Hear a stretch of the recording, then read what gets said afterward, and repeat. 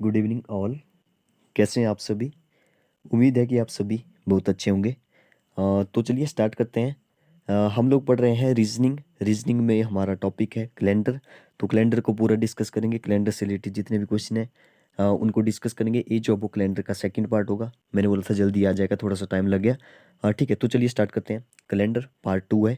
ठीक है, पिछले वीडियो में लास्ट में हमने डिस्कस किया था, कुछ बेसिक चीज़ें डिस्कस की थी, जैसे कि लीप ईयर, नॉर्मल ईयर क्या होते हैं। ठीक है, कैसे जो वो उनको पहचाना जाता है 7 से डिवाइड करके। ठीक है, और हमने लास्ट टाइम बात की थी कि जो लीप ईयर होता है, जैसे जो 360 डेज का होता है। ठीक है, लीप ईयर जो होता है वो 366 डे का होता है। तो जो एक डे होता है वो फरवरी में ही क्यों जुड़ता है, तो लास्ट में मैं बताना चाहूँगा फिर से कि जो लीप ईयर में जो एक दिन होता है वो फरवरी में ही क्यों ऐड किया जाता है। तो आपने पढ़ा होगा, जैसे कि लास्ट टाइम भी मैंने बताया था पिछली लेक्चर में। ठीक है, अगर आप उस वीडियो को देखना चाहते हैं तो इस वीडियो के डिस्क्रिप्शन में मैं लिंक प्रोवाइड कर दूंगा, उसको वहाँ से आप देख सकते हैं। ठीक है, तो आपने साइंस में या आप +1 में नॉमेनक्लेचर आपने पढ़ा होगा, IUPAC नेम। तो IUPAC नेम में आपने देखा होगा ऐसे, जैसे कि 7 को बोलते हैं सेप्टा, 7 को सेप्टा, 8 को बोलते हैं ऑक्टा। ठीक है, 9 को बोलते हैं नैनो। ठीक है, और 10 को बोलते हैं डेका।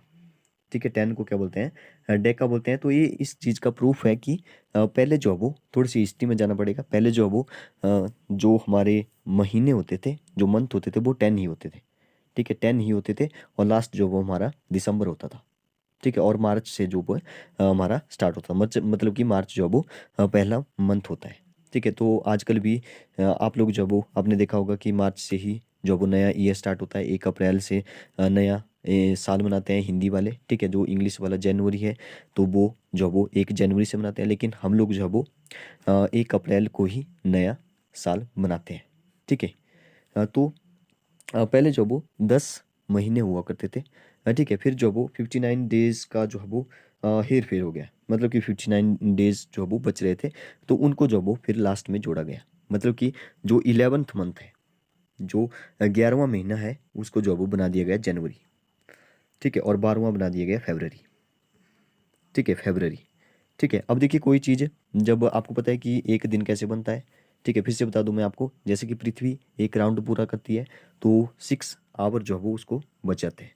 तो 6 आवर, नेक्स्ट ईयर में 6 आवर, और 4 ईयर में हो जाएंगे 6 4 जा 24 आवर। ठीक है, तो 24 आवर का एक दिन होता है। तो जो एक दिन होता है, अब आपको पता है कि जो लास्ट डे होगा, मतलब कि कोई एक्स्ट्रा डे होगा, तो उसको जो वो लास्ट में ही ऐड किया जाएगा। तो लास्ट महीना कौन सा था? फरवरी। तो फरवरी में एक लास्ट डे जोड़ दिया गया, 28 का था, लेकिन उसमें जो वो एक जोड़ दिया गया, 29 हो गया। तो 4 साल बाद जो वो लीप ईयर आता है। तो ऐसे ही चला था। मैं आपको बताना चाहता हूँ कि ये जो फरवरी है, ये जो सेकंड मंथ नहीं है, ये लास्ट मंथ है। ठीक है, तो आई होप कि आप समझे होंगे। नेक्स्ट स्टार्ट करते हैं आज का टॉपिक। आज का जो कंसेप्ट है, एक एक कंसेप्ट, एक एक टॉपिक, एक एक पॉइंट लेकर के चलेंगे। कौन कौन सी चीज़ें आपको पता होनी चाहिए, ठीक है, कैलेंडर के बारे में। तो एक चीज़ इसमें जो है वो ऑड डे आता है, विषम दिन। ठीक है, ऑड डे, तो ये आपको पता होना चाहिए कि ऑड डेज क्या होते हैं। ठीक है, ऑड डे, या हिंदी में बोलें तो विषम विषम डे, विषम दिन। ठीक है, तो विषम दिन क्या होते हैं, तो ये कंसेप्ट आपको क्लियर होना चाहिए, तभी जो है वो आप सॉल्व कर पाएंगे क्वेश्चन। ठीक है, तो ऑड डेज क्या होते हैं कैलेंडर में, जो है वो ऑड डे किसको बोला जाता है? ऑड डे वो डेज होते हैं जो पूरा हफ्ता या पूरा वीक या पूरा सप्ताह नहीं बना सकते। ठीक है, जो पूरा सप्ताह नहीं बना पाते। ठीक है, नहीं बना पाते। ठीक है, जो पूरा सप्ताह नहीं बना पाते। जैसे कि मान लो मैंने बोला कि आपके पास 10 दिन है।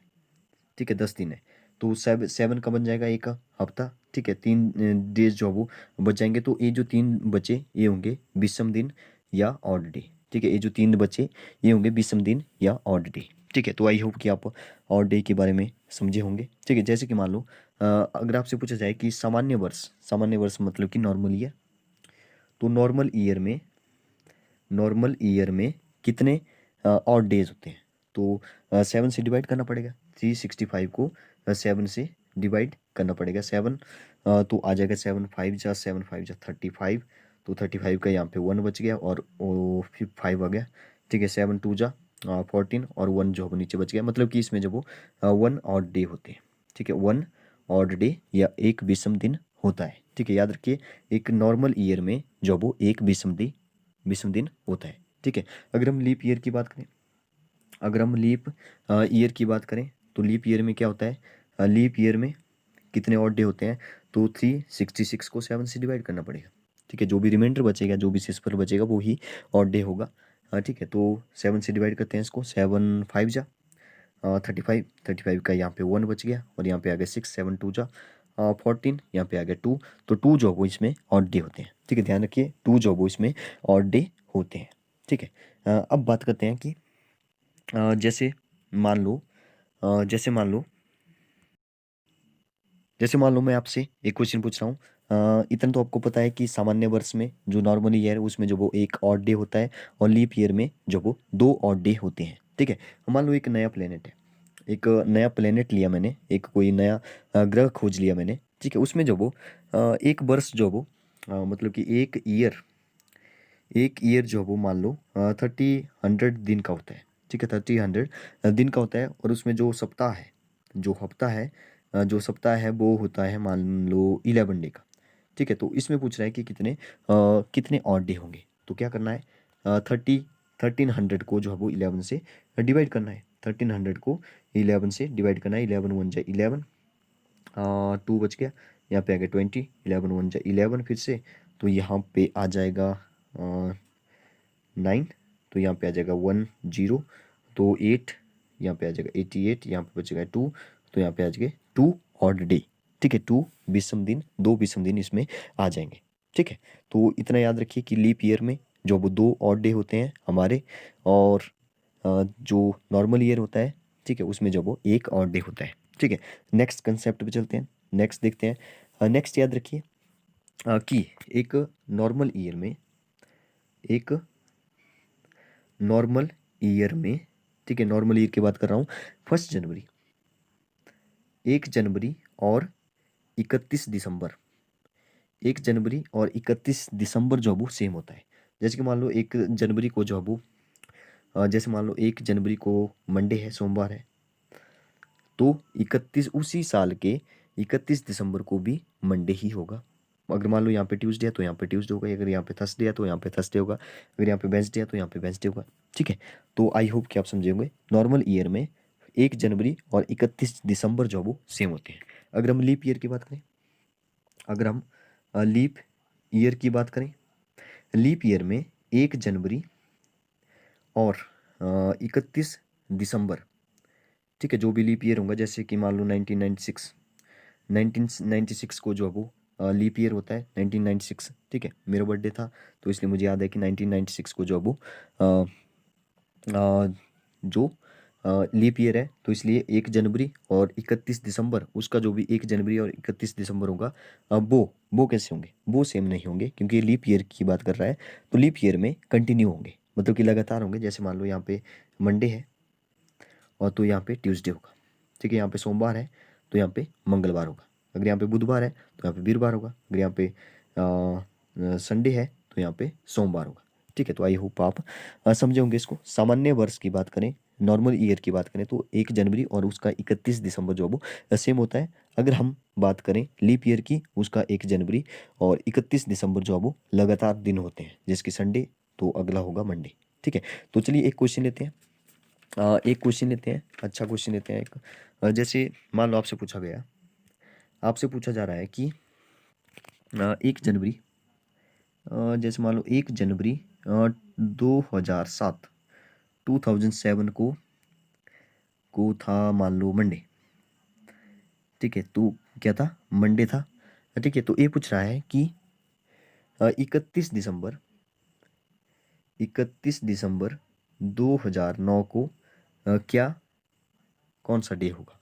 ठीक है, तो इसको जो है कैसे चेक करना है, तो सबसे पहले आपको पता है कि 1 जनवरी 2007 जो है वो लीप वर्ष नहीं था, तो 2007 का जो 2007 का जो 31 दिसंबर होगा, ठीक है, 31 दिसंबर भी वही होगा जो पहले था, मंडे था तो मंडे ही रहेगा। मंडे था तो मंडे रहेगा। अब देखिए आगे चलते हैं 31 दिसंबर से आगे चलते हैं 1 जनवरी।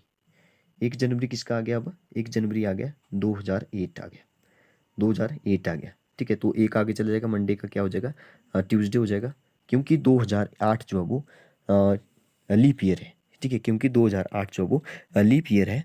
ठीक है, आप चेक कर सकते हैं इसको। लीप ईयर को कैसे चेक करते हैं, पिछली वीडियो में मैंने समझाया है। 4 से डिवाइड करते हैं। ठीक है, अगर कोई शताब्दी हो जैसे 2000 है तो उसको जो वो 400 से डिवाइड करते हैं। ठीक है, तो यहाँ पे 2008 जो वो यहाँ पे लीप ईयर है। ठीक है, ए जो वो लीप ईयर है, तो इसका जो ट्यूसडे है जैसे कि 31 दिसंबर को जो है वो ट्यूसडे नहीं होगा, यहाँ पे एक आगे हो जाएगा, क्योंकि हमने अभी पढ़ा कि लगातार चलेंगे। ट्यूसडे के बाद क्या आएगा? वेडनेसडे, बुधवार आ जाएगा। ठीक है, यहाँ पे आ गया 31 दिसंबर 2008 को बुधवार आ गया। ठीक है, 31 दिसंबर 2008 को बुधवार आ गया, आ जाएगा। नेक्स्ट है 1 जनवरी। 1 जनवरी को देखते हैं। 1 जनवरी किसका आ गया? 2009 का आ गया। ठीक है, 2009 का आ गया। तो वेडनेसडे के बाद क्या आता है? थर्सडे आता है, THUR। ठीक है, यहाँ पे आ गया वीरवार। ठीक है, तो 1 जनवरी 2009 जो वो लीप ईयर नहीं था, तो इसलिए इसका जो 31 दिसंबर होगा वो सेम ही होगा, वो सेम ही होगा। तो थर्सडे है तो थर्सडे ही रहेगा। थर्सडे मतलब कि वीरवार है तो वीरवार ही रहेगा। तो यहाँ पे देखिए आ गया वीरवार। ठीक है, थर्सडे। तो ऐसे जो वो चेक किया जाता है। तो आई होप कि आप समझे होंगे। नेक्स्ट पार्ट जल्दी आएगा। ठीक है, ओके, थैंक यू।